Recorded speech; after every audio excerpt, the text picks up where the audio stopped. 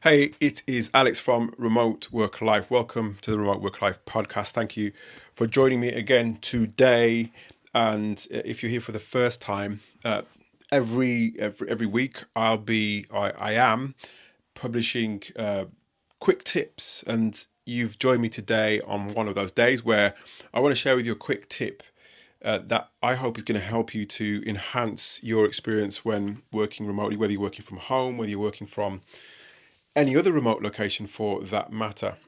So today, as the title suggests, I'm talking about unplugging from work at the end of the day to maintain a healthy work-life balance. And the idea of work-life balance is unique to each person. One person's perception of what balance is probably another person's lack of balance. So you create the balance that you want, and balance doesn't necessarily mean everything is equally balanced. It's basically measuring things and I guess creating things or creating an environment for yourself that works for you.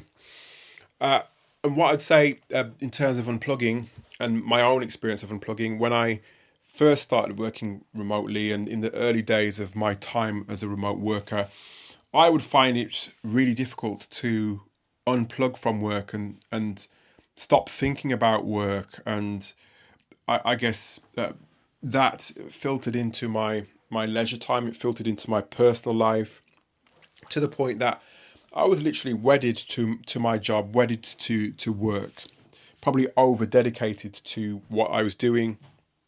That led me to be unhappy, I guess, and also it filtered into the people around me. They became unhappy as well because they couldn't get the attention from me that they wanted, and the commitment from me to I guess do things that were leisure or considered leisure activities, things that would benefit the family unit. So, and then for me personally, I became burnt out. I became, I guess, not as engaged in work and just basically burnt out and a bit run down. So it had a detrimental effect on me personally, but also on the people around me. And I knew that I had to make a change. And I think when I started to talk to other people who work remotely, especially those who had worked remotely for more years than I've worked remotely, it became apparent that I needed to change something, not just because of what they were doing, but as I said, because of the things,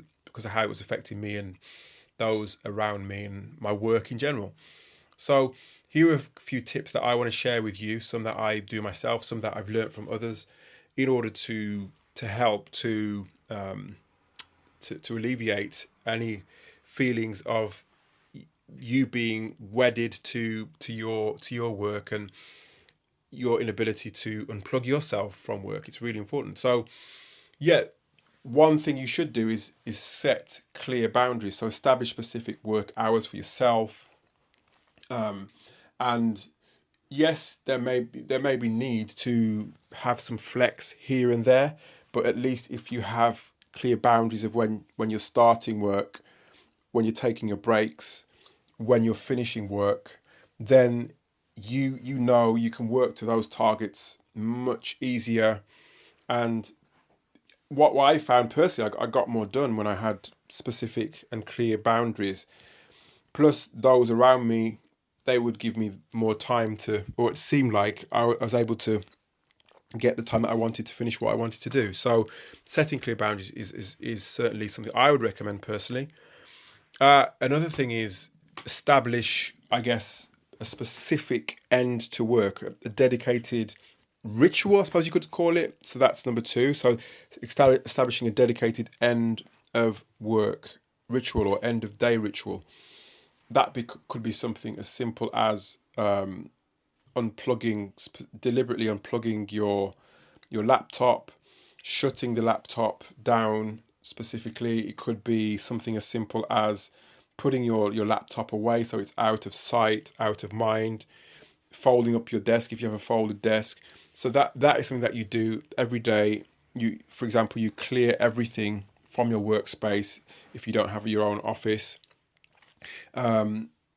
If you do have an office, it might be again, wrapping those things up, closing your laptop down and shutting the office door. It may even be locking the office door. Who knows? I don't know what your ritual would be or how you would do it, but having an established end of day ritual that signals the completion of your work. So what else? Unplugging from work tools. That's number 3. So turn off work-related notifications. Avoid checking emails or messages after the designated end of your workday. So even better, I mean, if you do work as part of a wider team, if you have a dedicated laptop, ideally you would have that, so you could turn that off, as I was mentioning before. If you have a dedicated mobile phone, you turn that off and put that away, so it's out of sight, out of mind.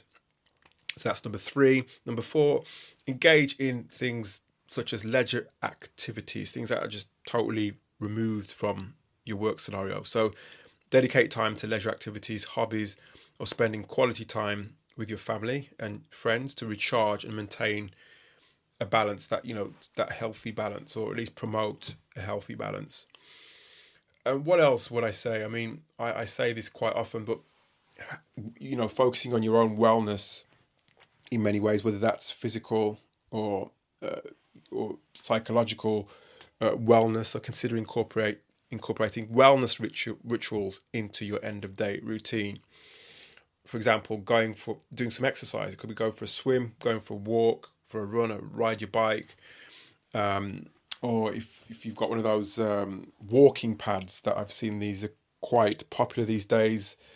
You might go on your walking pad if you're unable to get out of the house on it, if it's particularly rain. I don't know, for whatever reason that you might not be able to get out of the house. So establish a wellness ritual, something that's going to help you physically and hopefully also help you mentally as well.